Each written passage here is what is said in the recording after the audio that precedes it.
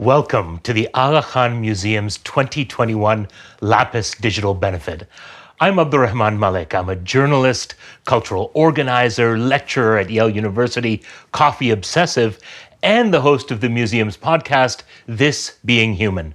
We've got some incredible performances for you tonight, world premieres of new music created just for this program, including an exclusive performance from Ali Sethi coming up in just a little while. We'll also be hearing a special message from Prince Amin Aga Khan. The Aga Khan Museum resides in the land the Mohawk peoples called Tekaronto, built on land that is and has been under the stewardship of many indigenous peoples over millennia, including the Anishinaabe, the Haudenosaunee, the Wendat, and most recently, the Mississaugas of the Credit River. We are grateful for the blessing to work and live on this land and be in this territory. We also acknowledge the historic and current injustices that have taken place against indigenous peoples and commit ourselves to the ongoing work of reconciliation. As you can see, I'm not at the museum. I'm at home in New Haven, Connecticut, because the effects of the pandemic continue to endure. That's why we're holding the Lapis Gala online again for the second year. This evening's event is made possible by our dedicated sponsors, including returning title sponsor Steel Canada Resources Limited, and supporting sponsors Ray and Jan Gupta and Iqbal Sadruddin Ghulam Hussain Mauladina, as well as Amir, Parveen, Arman, and Munira Rupani, and Rahim and Rina Lalani. Our goal tonight is simple: to open your minds, connect with your hearts, and lift your spirits with art, music, and good conversation. We are here to celebrate the vision of pluralism, diversity, and cultural dynamism that makes the Aga Khan Museum special and vital. If you're inspired by what you see tonight, please consider making a donation by clicking on the donate button below or by scanning the QR code with your phone. Any amount is greatly appreciated, and we thank you in advance for your generosity. With that generous support, we can reach our goal of 900 donors. You can help make a difference by supporting the museum's mission to bridge cultures through the arts, and by doing so, bring a message of hope, resilience, and light to millions around the world. This evening's theme is Journey Beyond, and that is what we'll do. We'll look beyond our current times, backwards and forwards, to seek inspiration for how we want to live together once we can be together again. So let's begin with a simple act of appreciating a work of art, listening to a wondrous piece of music, and learning the stories that are woven into the fabric and into the notes.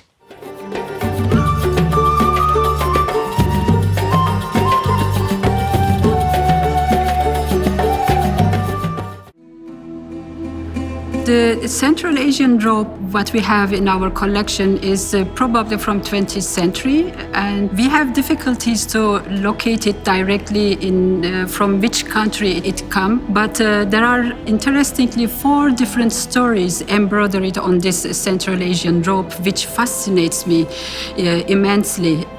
One of them is right on the back side of the robe, is about the court of King Solomon. He had enormous capability to understand all languages of this planet and also universe. So he was able to communicate with demons, angels, animals, and human beings. It fascinates me how this idea of capability of multilingualism captured through King Solomon on this robe. Second story embroidered on this robe is about Harun Rashid, Abbasid Caliph Harun Rashid from 9th century. We are talking about Iraq. They were incredibly interested on transforming the knowledge. They translated ancient Greek, Chinese manuscripts into Arabic and Farsi.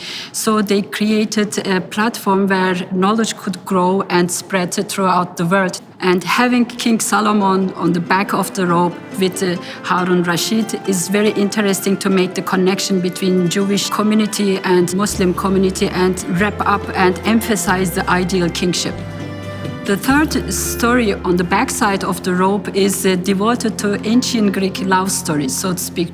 And some scholars believe it was written in ancient Greek in the time of Darius III in the Achaemenid period, pre-Islamic Iranian kingship.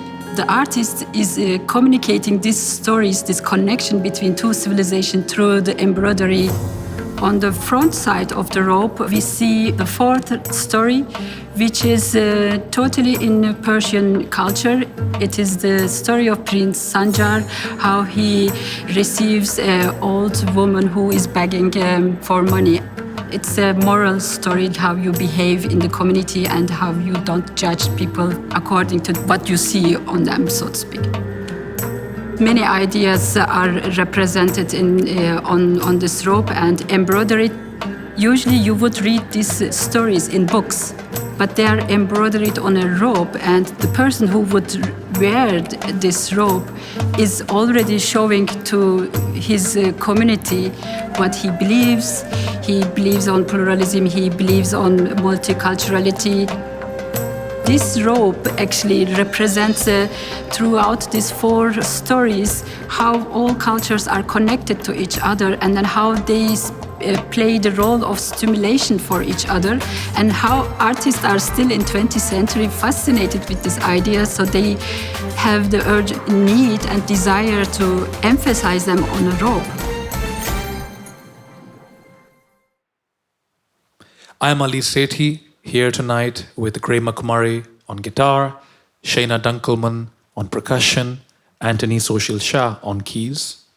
The poem we are presenting today is a Ghazal, a series of rhyming couplets that create a feeling of a trance in the audience through repetition and adventure, freedom and captivity. This particular Ghazal is by the Urdu poet Iqbal, approximately 100 years old. तेरे इश्क की इंतहा चाहता हूँ, मेरी सादगी देख क्या चाहता हूँ. I seek your ultimate love. Look at how simple my wish is. And like with all ghazals, there's a pun here on the ultimate love, because the ultimate love is the best, the brightest, the greatest love, but also the last and the final love. So there is a pun here on birth and death, becoming and unbecoming, being and unbeing happening at the same place.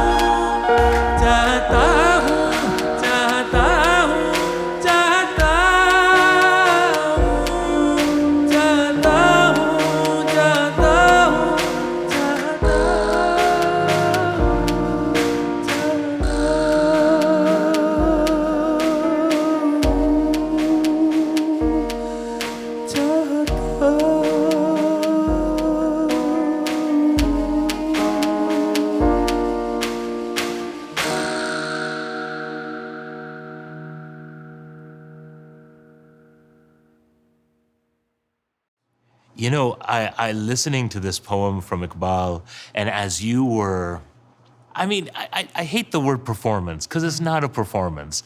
You know, as you were inhabiting the words, and the musicians around you were providing us with the terrain and the landscape in which the words were sitting, I was thinking to myself, this is a love story. This is a love story. This is someone reaching out to the great beloved, wanting not paradise, wanting countenance, closeness, unity, extinction. It's a love story. Wow. And you know, it's interesting because the item from the museum that kind of sparked this kind of conversation about love is this Central Asian robe, which has many stories on it, including this love story. But I think to myself, Ali Bhai, aren't all stories love stories? I think so, and I would like to propose a term here.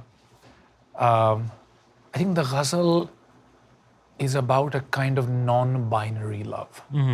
Explain that for me. Well, I say non-binary in the largest way possible, by which I mean that the site of love or the place of love is always a generous, generating place in the Ghazal. The idea that you speak of an ultimate love, which is what this poem talks about. I seek your ultimate love. I crave the ultimate love. It's almost like a Eurythmics song. You can hear it like, ultimate love, your ultimate love, this is the... You know, it has that pop sensibility as well. It is very colloquial. Tere ishq ki intaha chahta hu, you know. It feels very spoken and street. But then inside it is also, it opens into a kind of almost scriptural idea of the ultimate love. Immediately. The meaning is not terminated at that surface level. It invites you in with a kind of titillating, familiar, very pop feeling, and then immediately takes you into a deeper place, which is sometimes feels liturgical and incantatory, collective, national, community, cosmic, the divine, the past and the present, history's weight on individuals who are struggling and striving in the world. All of these things are encoded in these ashar of the Ghazal. It's like the Ghazal and the poem itself has broken the space-time continuum. There you go. We're existing in many places at the same time. And that's what I love so much, because I feel like the way I encounter the word identity today, especially in the West, I find that it always leaves me wanting and thirsting because I crave that Ghazalian kind of sense of identity, which is that it's a kind of alsoism of like, I'm here, but here too. It's a mystical identity, you know, the idea that you can be one and many, this and that, you know, this and its opposite. You can experience both things at the same place. So it's a mystical kind of, I don't know, intersectional, if you will, you know, and I really appreciate that about the Ghazal. It is anciently intersectional in that way. Well, Ali Sethi also exists in many places at the same time, in many cultures at the same time, in many countries at the same time. I don't think it's an exaggeration to say that you're kind of a Renaissance person. You're a writer, you're a poet, you're a songwriter, you're a singer. Frankly, after this conversation, I'd consider you a scholar. You've collaborated with people from an incredible variety of musical backgrounds, cultural backgrounds, faith and spiritual traditions.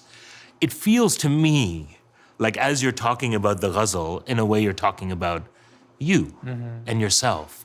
What drives Ali Sethi into all of these intersecting, confusing, magnificent spaces? Oh, thank you. Well, I hope I hit that note in the performance today, because I think for me, my teacher and mentor Ali Asani, who teaches the Intro to Islam course at Harvard, speaks often about doing dialogue across difference, and that's something that feels very important to me. I think especially given where I grew up, the circumstances of my childhood, my adolescence, then when I came to America, which was right after 9/11, when there was a lot of anxiety around Muslimness. And I always felt that the part of my sort of heritage that was most nourishing for me was the philosophical, artistic, metaphysical sort of aspect. That tradition was for me the most nourishing, the thing that in any capital of the world would give me a language, a vocabulary, a kind of a color palette, a kind of toolbox with which to make sense of my emotional life, my intellectual life, what I encounter, where I encounter, a very rich heritage. And I felt that in that conversation, both in the country of my origin and where I now live, mainly in New York City, those aspects were very marginalized somehow. You know, I think that Muslimness was about, it was surrounded by ideas of danger and violence, and I kind of resented the hijacking of culture by politics. And so my idea was that actually you can, because I learned so much of this politics of love through Ghazal poetry, through Qawwali, through bhajan, through all these anciently multicultural, cosmopolitan art forms, and raga as well. And I felt that I wanted to connect with and retrieve and also share those ways of feeling and being with younger people who, like me, traverse this, world fraught with divisions and difference. And yet we live in a divided world. Yes. We're in the midst of this pandemic where the fault lines of race and class and gender and north and south have been shown up in a way that I think for many of us, we couldn't have imagined that it would be shown up this way, but it has. And yet, when I think about it, Ali Bhai, I think about the spaces and places that exist that are there to nurture the kind of culture that you're talking about, that are there for not just dialogue to happen, but participation to happen, where various streams of history and the present meet. And in many ways, for me, the Aga Khan Museum is one of those places where that happens, and institutions of art and culture seem to be, to me, more important than ever. And so I guess my question, Ali Bhai, is how can we nurture those kinds of spaces? Because they seem like the kind of spaces we need now more than ever. Well, I think by doing gigs like the one we performed today, This may look like a very typically or traditionally New York band that we had today. Shayna Dunkelman grew up in Japan, is of mixed Asian and Jewish ancestry, family background. Anthony Social Shah, who grew up Christian in Punjab in Pakistan, who's playing keys today. Gray McMurray, who's, comes from a community in the United States of America.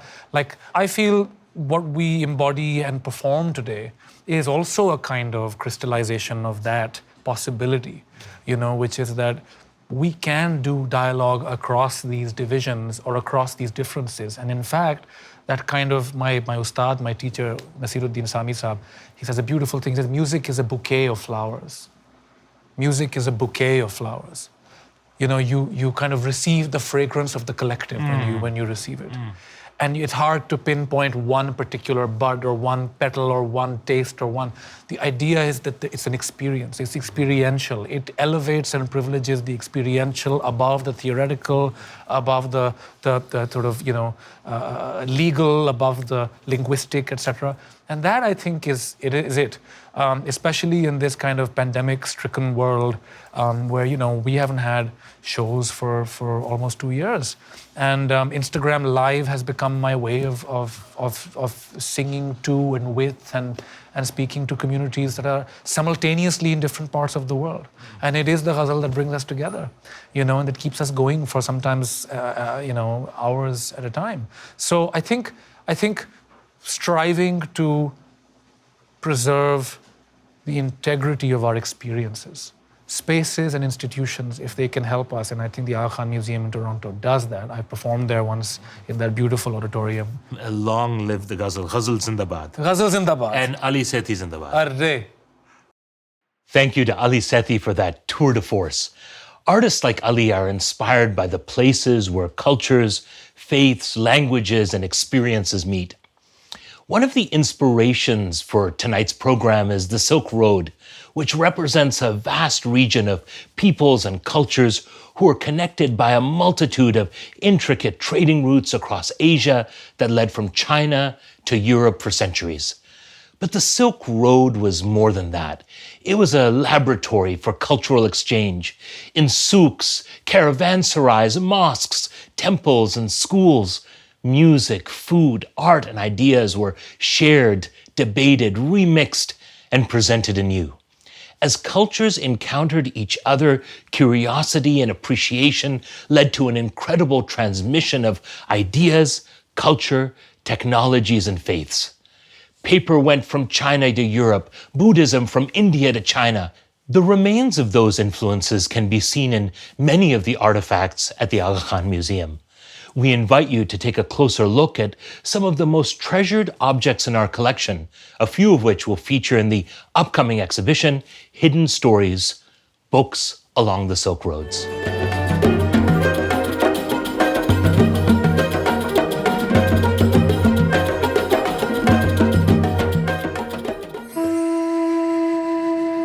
The basin is a 16th century ceramic that was produced in the Zhengdazheng imperial kilns in China. And it was produced with this wonderful inscription at the center that's in the Arabic script. The word is taharat, and it means cleanliness. Because of this inscription, we can assume that the basin was used for ablutions, so part of the performance of ritual purification that Muslims undertake when performing prayer. Now, why is a Chinese basin inscribed with an Arabic word that refers to Muslim ritual of ablution? And it's because there's a long-standing Muslim community in China, owing in part to trade across the Silk Road.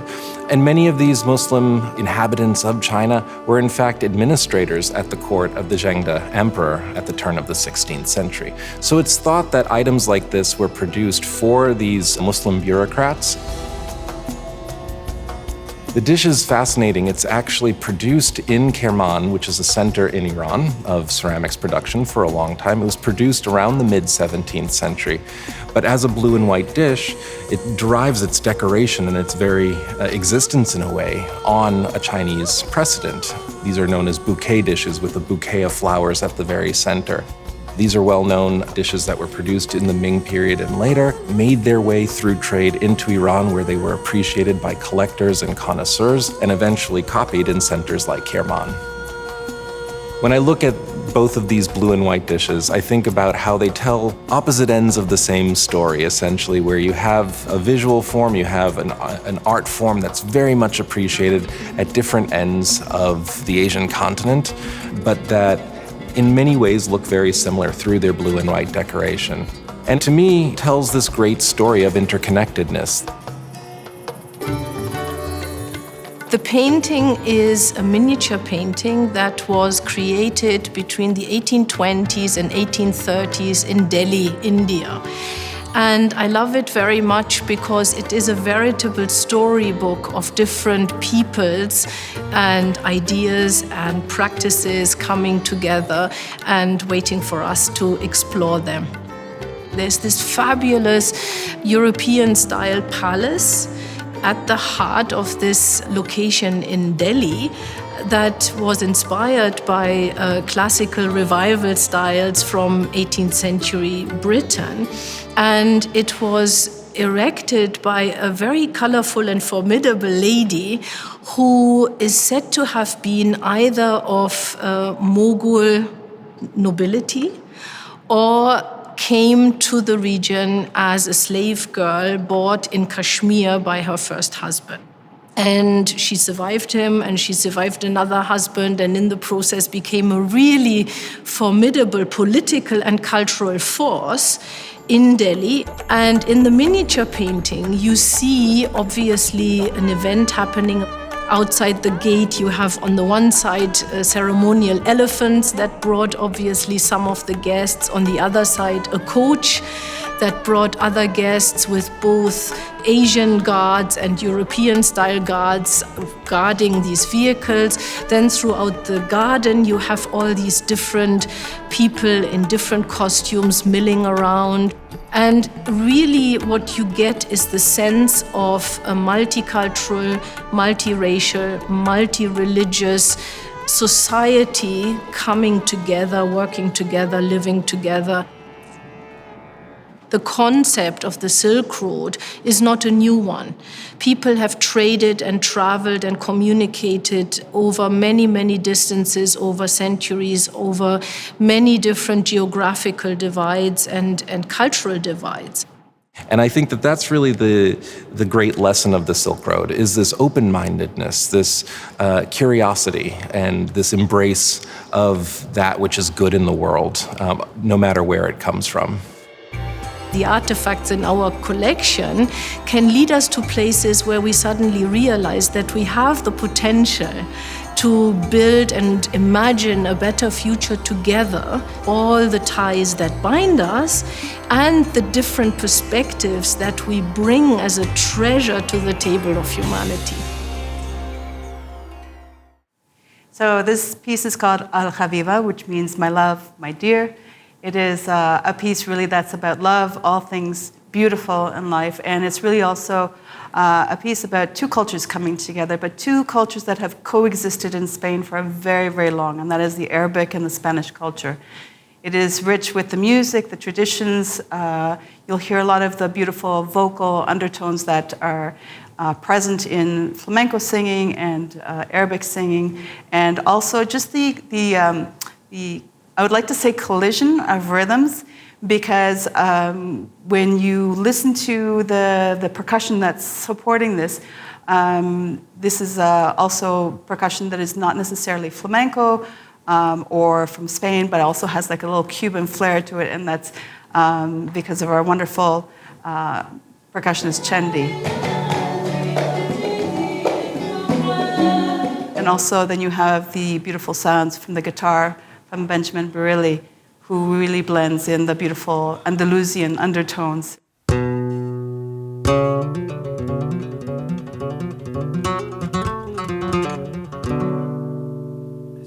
And of course, Lean's beautiful voice that is both haunting and sweet at the same time.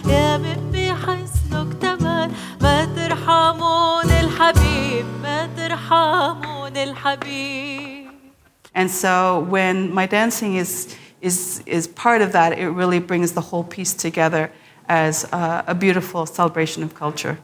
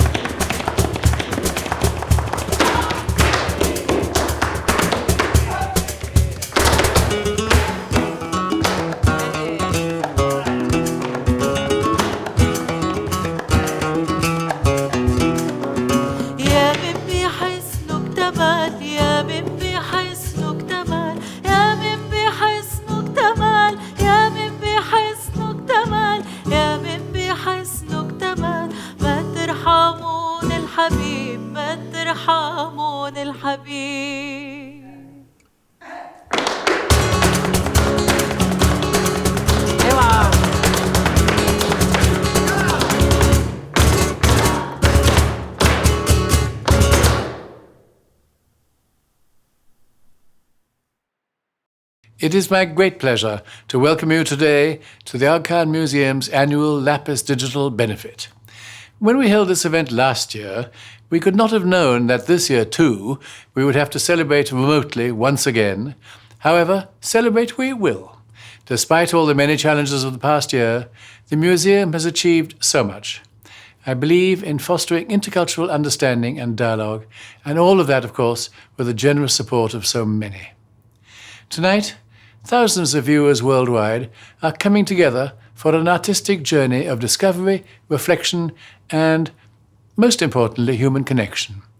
It is marvelous to witness how the power of technology nowadays allows us new, unexpected, unprecedented ways to overcome seeming differences and to cross boundaries.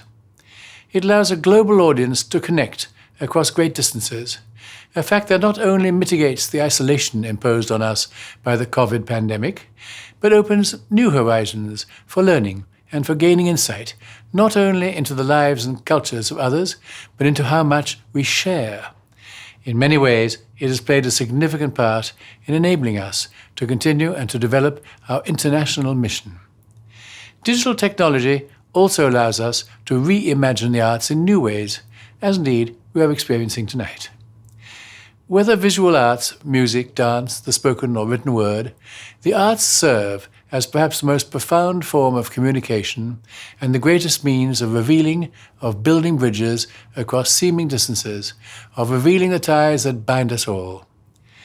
With remarkable performances and talks by experts from different backgrounds on a variety of subjects and artistic genre, from classical flamenco and the sitar solos to historical masterpieces from the museum's collection, and from contemporary art commissions, tonight's program demonstrates that this museum's reach and educational mission are both local and global. It gives me much satisfaction that, over nearly 2 years now, in the shadow of a global pandemic, the Aga Khan Museum has never tired of finding new ways to drive our mandate of showcasing the contributions of Muslim civilizations and of fostering pluralism through the arts. Today, in the divided and fractured world, where prejudice now seems all too often to be replacing knowledge and understanding, the work of building bridges between cultures, of engendering respect and true knowledge, is, I think, more urgent and more crucial than ever. I am excited and heartened by the innovative avenues the museum has embarked upon to drive our mission, which by now must have reached well over 5 million people worldwide through the museum site in Toronto and of its Museum Without Walls online platform. In our much-changed world today, we must continue to scale up our work of contributing positively to the lives of others through the arts, and I am confident that, guided by the museum's most fundamental tenets, we are at the forefront of contributing to positive change and to a better world for all. This wonderful evening tonight would not have come together without the inspiring vision of our sponsors, donors, and the members of the Lapis Committee. I want to express my deep gratitude to each one of you. Your generosity is key in helping us to light the way forward. And once again, to all of you who have joined us virtually tonight, I thank you for sharing with us in this moment of human connection, both celebration and, I trust, fun. Thank you. We hope that what you see tonight energizes you to support the museum's message of diversity and pluralism, which is more important than ever. With your generosity, we can reach our goal of 900 donors tonight. And with that generosity, the museum can expand and grow its local and global impact with programs that foster empathy and understanding across cultures. If you've already given tonight, many thanks. To give, just click on the donate button below. Inspiration is something we all crave. Sometimes inspiration is a series of waves, one leading to another, washing across space and time. We're about to show you an object created in China that inspired the passion of a powerful leader centuries later. It's an object that's at once humble and grand. That same object inspires a piece of art being revealed for the first time tonight.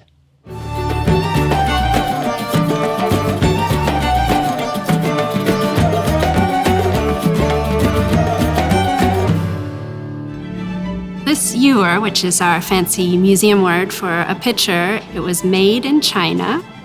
This shape of this ewer is something that seems to have been used particularly for banquets, but it is representative of a particular type of object used in Tibet. So it's got a Tibetan form. The ewer was made in the imperial kilns, and what they specialize in is the finish that this ewer is made with, which is a very pure white, even glaze that represents the highest level of production by these Chinese kilns. Even just one small flaw in the glaze and that piece would have been rejected. This object was made to be on the move and traveled all the way to India, where they had a very strong interest in Chinese porcelains. The Emperor Shah Jahan, who ruled in the 1600s, so about 200 years after this ewer was made, was collecting sort of the finest works of Chinese porcelain that he could get his hands on. He is most famous because he built the Taj Mahal. So this ewer is one of a number of different works of art from his collection that he actually signed his name to. There's an inscription that states Shah Jahan, son of Jahangir. We have description of treasuries filled with precious items, but only a select few were actually chosen to have the emperor's name put on them. So this places our ewer in great company with other masterpieces that he had collected. This ewer really represents the power of art to inspire folks over the centuries, and this points to that basic need for all of us actually to be connected. Even hundreds of years ago, we were always curious about distant lands. This is a centuries-old desire in humans.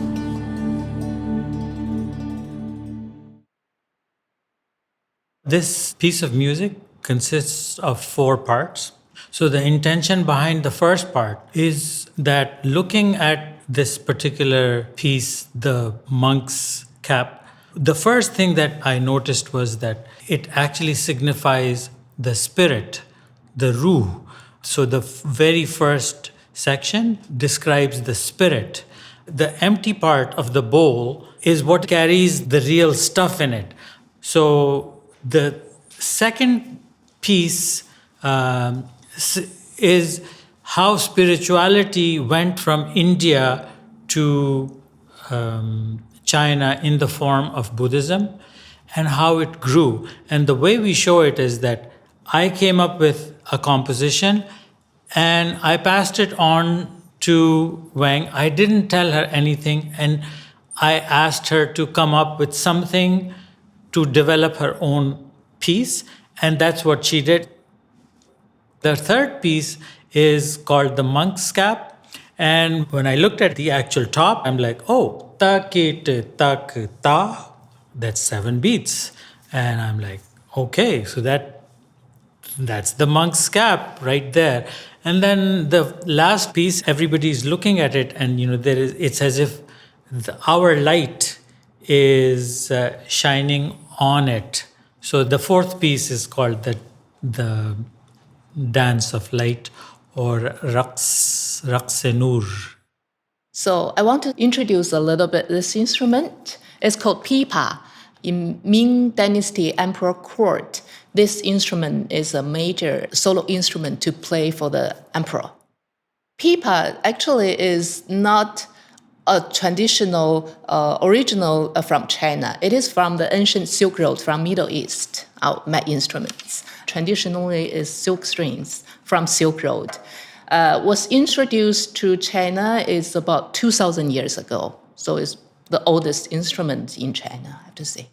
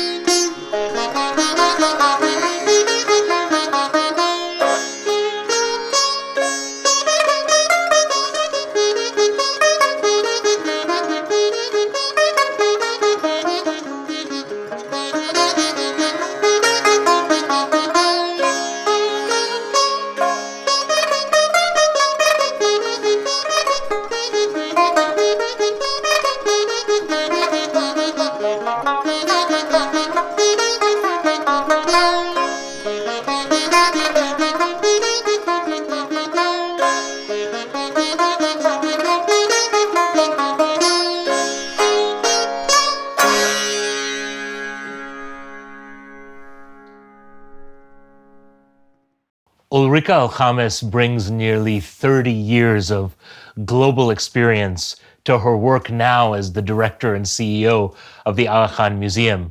She's worked in the Middle East. She's an expert in Islamic art and history. This work for Ulrika is not work, it's a calling.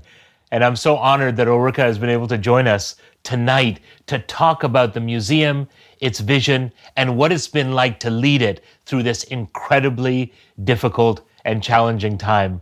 Ulrika, it's so good to speak to you. Oh, and so good to speak to you too, Abdurrahman. So happy to be here with you all tonight.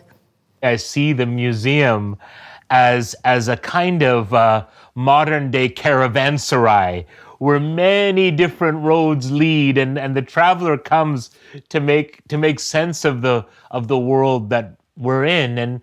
And the world that we're in, Ulrika, as we all know, has been a world that's been deeply challenged. These pandemic times in particular have been incredibly challenging, especially for cultural institutions like the Aga Khan Museum.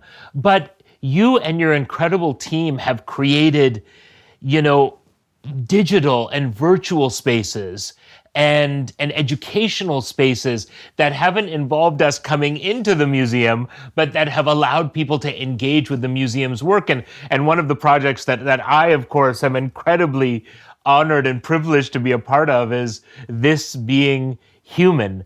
Tell us how you and your team met the challenge of the pandemic. What was some of the conversations that you were having around the board table when you realized that the museum would have to close its doors, not only for a few weeks, but for months and months? Yes, actually today, just coming here, I had a conversation with a colleague and she summed it up so beautifully. She said, we just do it and we move forward. And that has been exactly the spirit of our amazing team. In the beginning, obviously, we thought, okay, how do we continue to contribute? How do we continue to serve? How can we be of relevance in this completely changing, drastically and dramatically changing world? And in the beginning, we did the possible. We sought the possible with all the limitations and us having to learn so much because technology started playing such an immediate and powerful role. And then we moved from the immediately possible to going for the impossible. Where were the opportunities? Where were the new ways of thinking in terms of content and in terms of format with which we could now reach out to the world at large? So in the process over the last 18 months, we have actually learned so much about ourselves, our commitment to the audiences we serve, and the potential to make a real difference, not only here in Toronto, but globally, have real global impact on the people we want to touch and serve around the world. And people have engaged in almost record numbers, haven't they, Ulrika? We have thousands and thousands of people listening to the podcast alone, let alone all the other programs that you're doing. It must have been incredibly heartening to know how important the museum was in this pandemic time. Absolutely, and the human connection is the crucial thing here. Despite the need of us having to communicate across technological means, but the podcast in particular, of course, brings the person that you are talking to right into our inner core. I often think about that when I listen to the conversations, because suddenly there they are, all these people, these amazingly inspiring people. And in terms of reaching audiences, absolutely. We reached over 5 million people over the last year. And I really think that we gave people something. And in that respect, I love the metaphor of the caravanserai on the Silk Road, if I may go back to that, because what does a caravanserai offer? It offers shelter and solace. It offers food and sustenance and warmth and human connection and the opportunity to learn across differences and to move ahead on your journey forward with new insights, with new knowledge, and with new understanding. So in that respect, our museum is exactly that, a platform for welcome, for dialogue, for understanding, and for a more insightful and impactful journey forward. Tonight is all about supporting that vision. Ulrika, I hope those who are watching us this evening will continue to support the museum, become part of those 900 donors that we're looking for to expand our community. The work that you're doing is vital. Thank you so much for sharing your experiences of these past 18 months with us, sharing the experiences of the museum, and sharing your insights. Here's to many, many, many more decades of amazing work ahead. Thank you so much, Abdurrahman. A piece of art can mean different things to different people at different times. The next item we're seeing moved from country to country, being transformed in both shape and purpose, revealing different facets of human nature and human desire at each stop.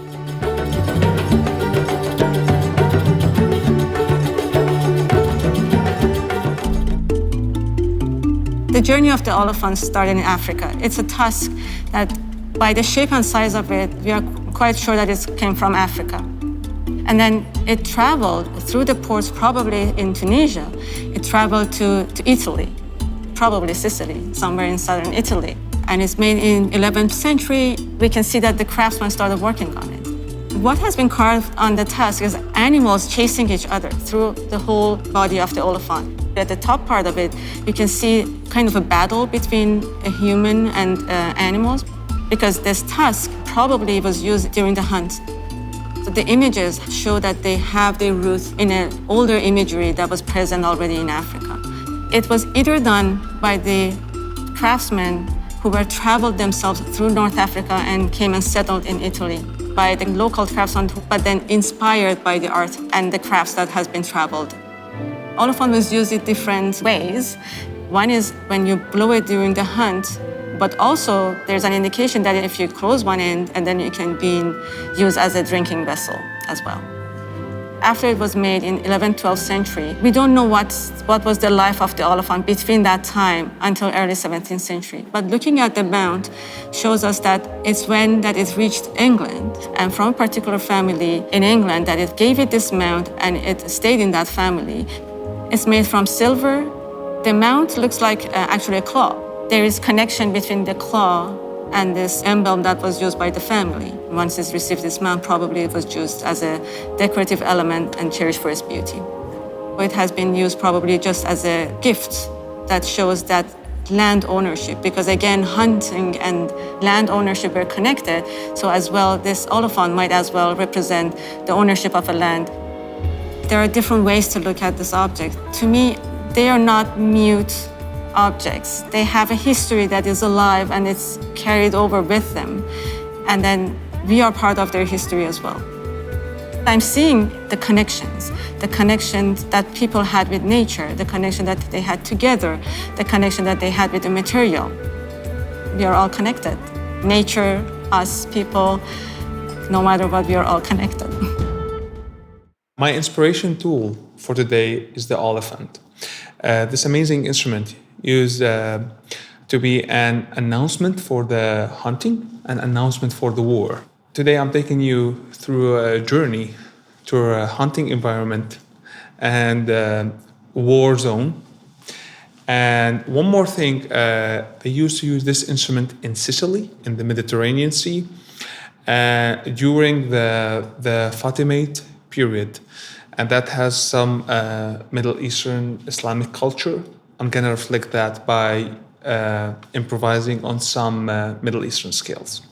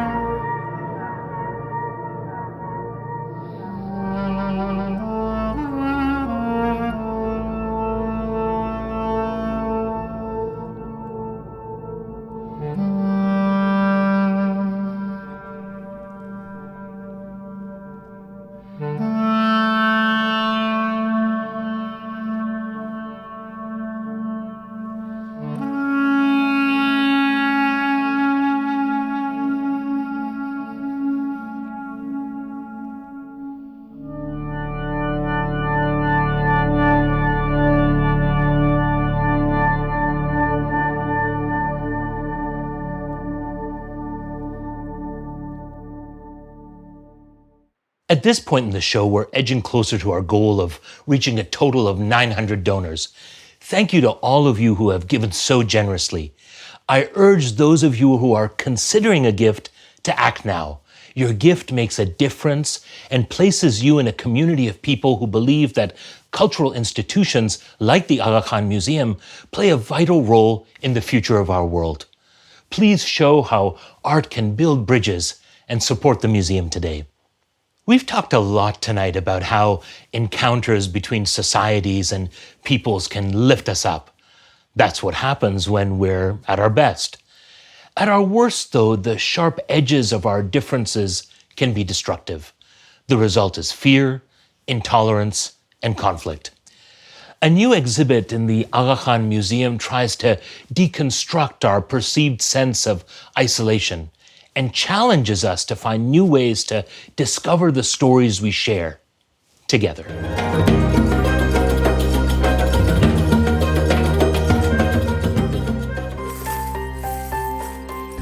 We have brought together over 700,000 letters cut out of carbon steel and rusted into a park-like setting as a place for contemplation, dialogue, and reflection, and holding space for conversations about Canadian national identity.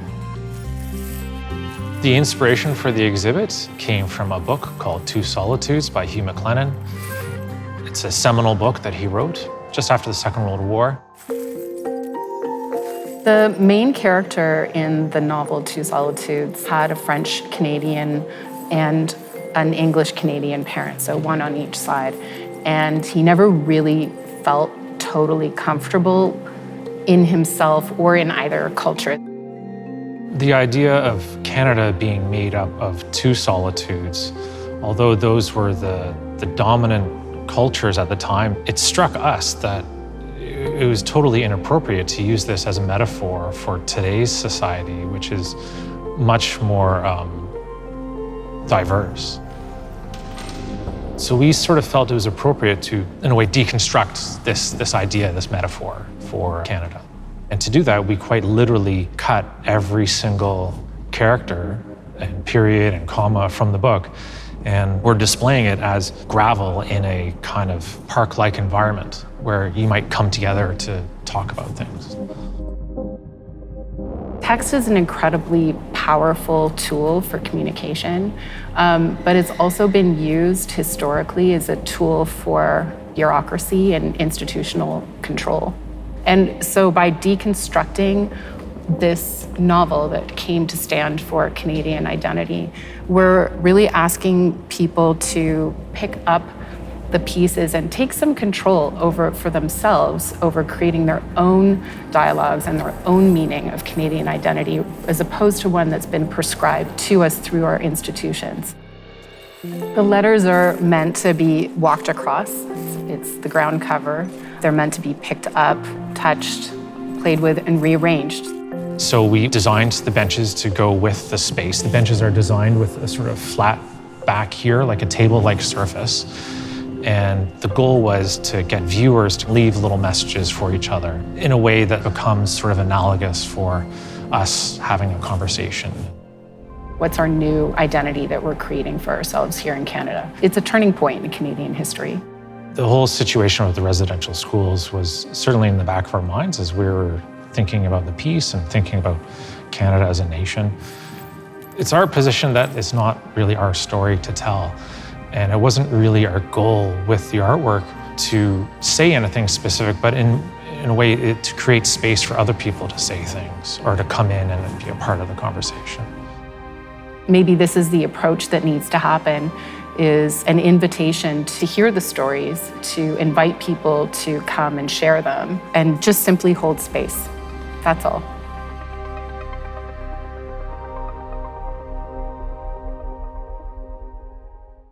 Singer-songwriter and percussionist Darlene Gijuminog is an educator and a healer, traveling the country and the world, teaching people about her Indigenous heritage. As a singer, songwriter, and percussionist, Darlene has also performed with such incredible international musicians as those who make up the band Constantinople.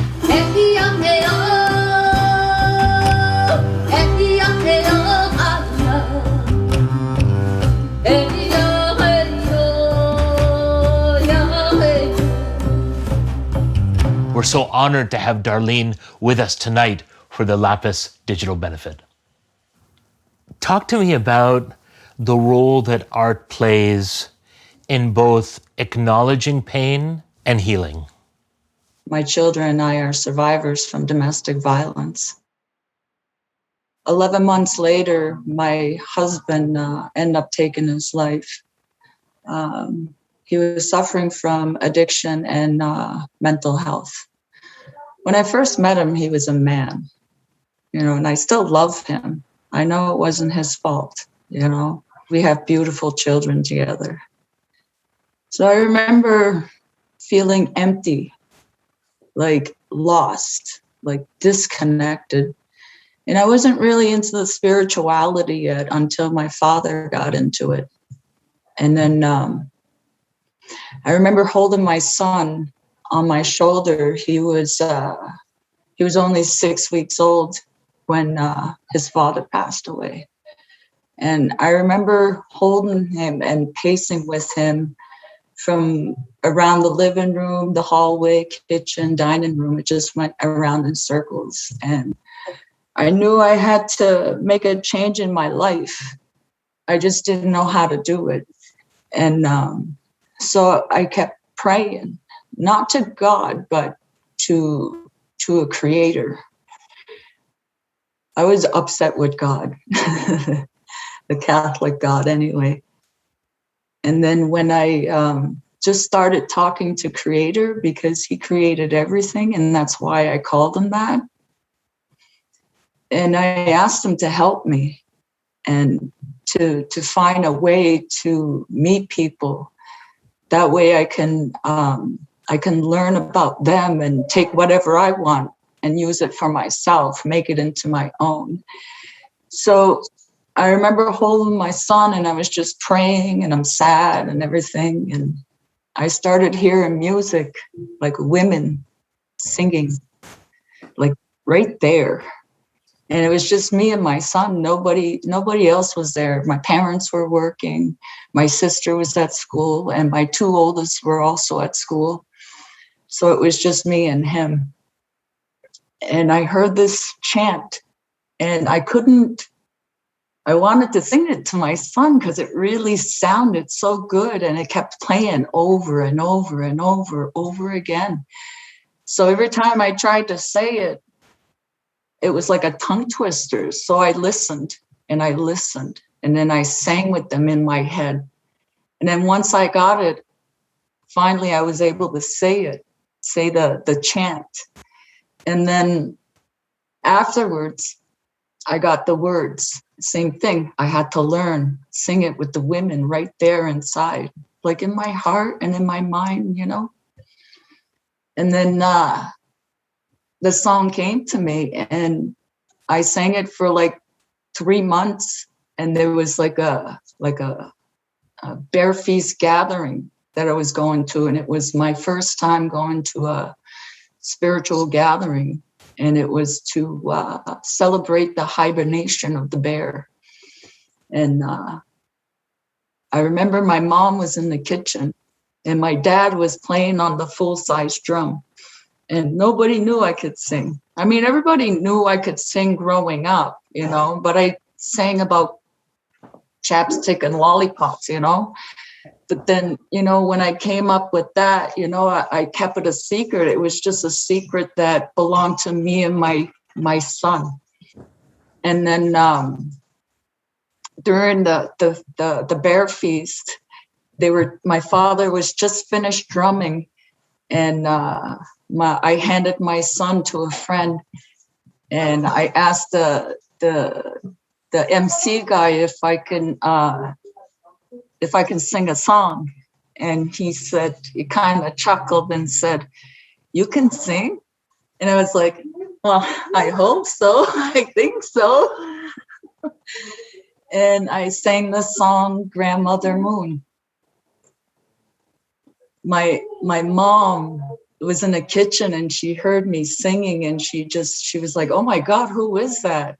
She dropped everything that she was doing, and she ran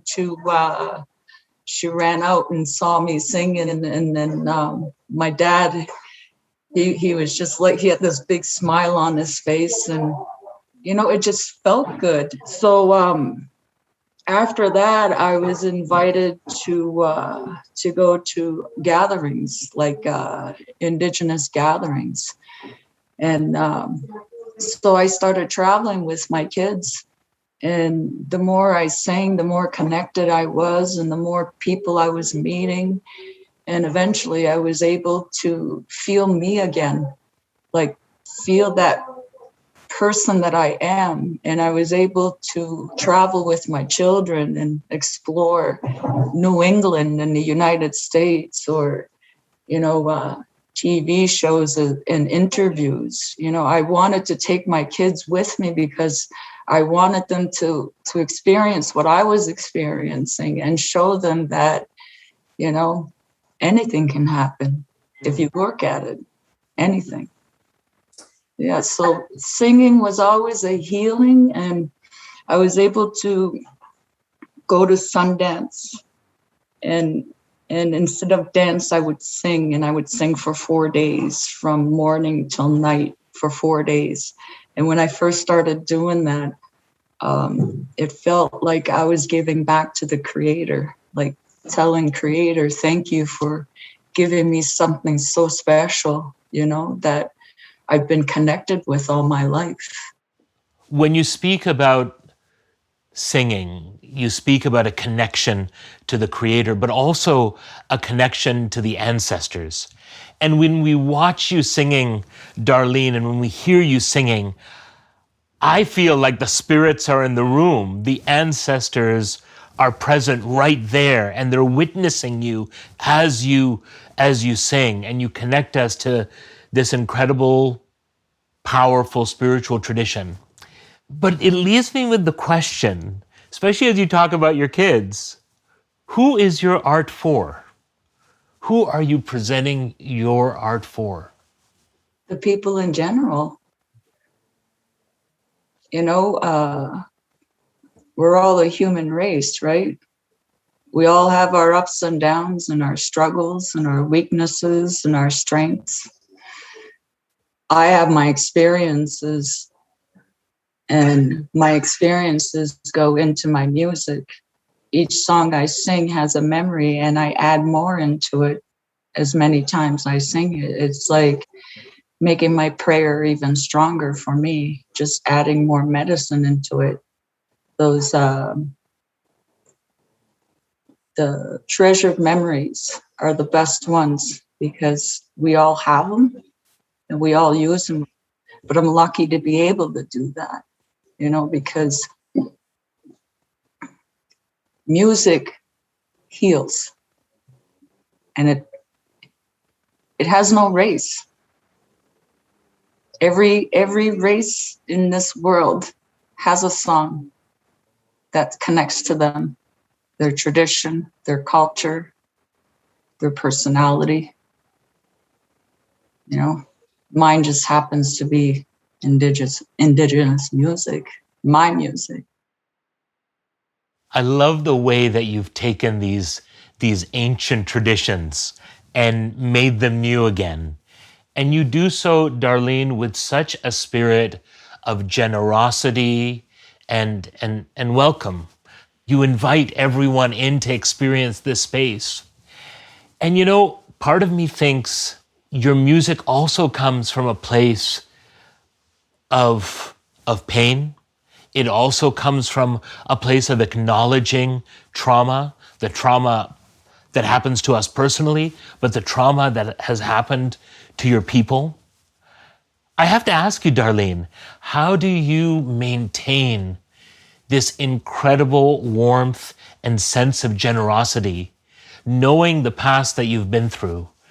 How do you hold on to that, especially nowadays when we see the world engulfed in fault lines and hatreds, and yet we hear your music and we connect to it, we're drawn to it, we want to be part of it, and you welcome us into it. That's a beautiful welcome you give us. What wisdom do you draw on to give us that beautiful welcome? My father and my mother, us, we used to fight our human rights for equality. We fought for our fishing rights, our hunting rights. And I've never seen my dad hit anybody with his hands. He always hit them with his words. And he's a pretty smart guy. And then my mom, same thing with her. She taught me how to be creative.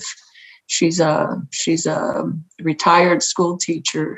She taught me Gama for 36 years, and just inspiring us, and telling us that we can do anything, and and the pain that you carry every day, it's not fun. It's not a fun feeling to carry. And I remember being young, and I would say to myself, 8, 9 years old, I'm going to remember these feelings, because when I grow up, I'm going to make sure that my children won't feel these feelings. Not by me anyway. I would do everything to protect them and not inflict the negativity that was done to me. And then I thought, okay, while I'm raising my kids, we were actually raising each other. You know, my husband almost took my life, and I came back and brought my baby boy with me, you know. So forgiveness is a big thing. If you don't forgive, then you carried all that weight. And it's a heavy weight. I call it a dragon's tail. You just carry it. So eventually I had to break pieces off that tail, you know, and I had to do it by forgiving. Your singing is powerful. It welcomes us in. It teaches us. And in so many ways, you know, tonight we've been celebrating this thing called the Silk Road, you know, these trade routes that connected the Far East and the place that we call the Middle East and Europe. And I think to myself that you offer us another Silk Road, one that comes from the ancient peoples of this land, the custodians of this land. And it's wonderful tonight for us to be able to host both those streams here at the museum. So I want to thank you for this incredible gift. And I want to thank you for giving us a vision of a world where forgiveness and joy defeats hatred and anger. Thank you so much, Darlene. Tonight, through art, through music and conversation, we've explored what the museum means. We've also been inspired to think about the ways in which the museum can continue to be a vital institution, not only in Toronto, but to audiences all around the world. Tonight has been about celebrating the museum's achievements, celebrating cultural production at a cutting edge, cultural production that helps us see the world anew.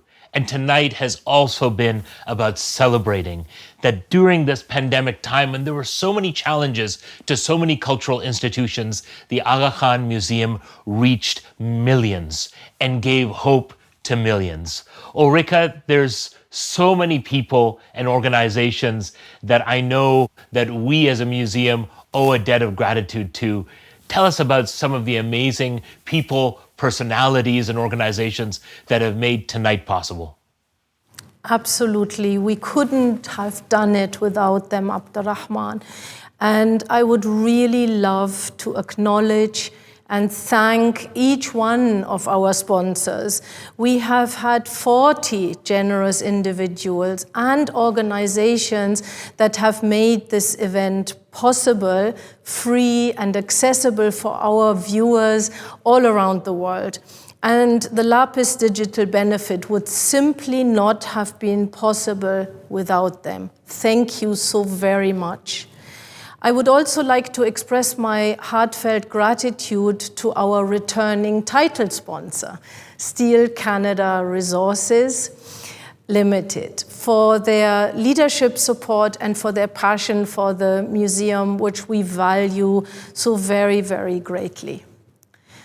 Special thanks are also due to our two tremendous supporting sponsors, Ray and Jan Gupta, and Iqbal Sadruddin Ghulam Hussain Moladina, as well as Amir, Parveen, Arman, and Munira Rupani, and Rahim and Rina Lalani.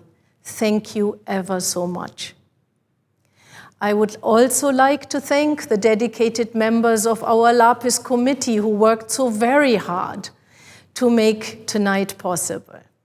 Thank you to our committee chair, Nasir Nur Muhammad, Zara Karimi, Jan Mohammed, Nausha Jinnah, and Rumi Kishavji, for all your passion and enthusiasm for the Lapis Digital Benefit and for the museum. And to each and every one of you who are watching tonight and have so thoughtfully and generously given a donation to our journey forward, my hand is on my heart in gratitude to all of you. I have felt really so inspired by what you have done for us. And I hope that what we have shown you tonight, in turn, has inspired you. And please, if you enjoyed yourself tonight, do share it with your friends and family. Tell them about the museum and the work we do. The broadcast can be replayed, and of course, we can also continue to accept donations for another week. Thank you all. As we close, Ulrika, I just want to remind us of what we've seen and we've witnessed tonight. Not only have we delved into the collection and experienced through the eyes of the curators at the Aga Khan Museum why these objects tell incredible stories, but we've heard tonight artists like Ali Sethi. We've heard singing from the deep, ancient indigenous traditions of the land on which the museum is built. We've seen how the tradition of flamenco and North Africa come together. We've united in music the cultures of China and South Asia. We've been witness to contemporary art that forces us to look at the legacies of injustice in the lands from which we come from. I have to be honest, Ulrika, I don't know many cultural institutions that can hold all this diversity together and still have it make sense. And yet, at the Aga Khan Museum, it makes sense, doesn't it? It really does make sense. This is a place that can hold all of these stories together. Absolutely, absolutely. And you know, sometimes when I walk through the permanent gallery and I see all these objects that have come to us across centuries and across thousands of miles and encapsulating all these many different stories of people, of humanity that we all belong to over time and space, I always see it as a metaphor of our city of Toronto and the people that have congregated there with their many, many different stories. And I see it as a springboard for understanding that we are all interconnected in our experiences, different they may be, but ultimately there are many, many ties that bind us and help us to consider how to live a better future if we are all allowed to bring our stories to the table, share our wisdoms, share our experiences, and address our differences. I want to thank you, Ulrika, as a Torontonian, born and bred, as a storyteller. What you say resonates with me really deeply, and I think those are two of the very profound reasons why I think the museum means so much to me, and why it's been such a privilege to be able to work with you and your team in presenting This Being Human. And I look forward to building that relationship for years to come. Thank you so much, Abdurrahman. To our audience who is watching tonight, we want to say thank you. Thank you for being with us. Thank you for sharing with us these incredible performances and stories that we've heard. We hope to hear your stories about your experiences with arts and culture with the museum. We want the museum to be a place that can be a home for your stories and your histories and your experiences. Tonight has been a night of celebration. It's also been a night of renewing our commitment. So we're going to ask you one more time as we close out. If you haven't had a chance to give yet, the donate button is on your screen. The QR code is on your screen. Please join us as one of our donors and one of our supporters, and join this incredible community that supports this museum. My name is Abdurrahman Malik. I'm the host of This Being Human, the podcast of the Aga Khan Museum. And it's been an honor and pleasure for me to join you from New Haven, Connecticut, in your homes to host this year's Lapis Digital Benefit. As Ulrika said, the donation line is open for the next week. We look forward to your support. Thank you so much for joining us.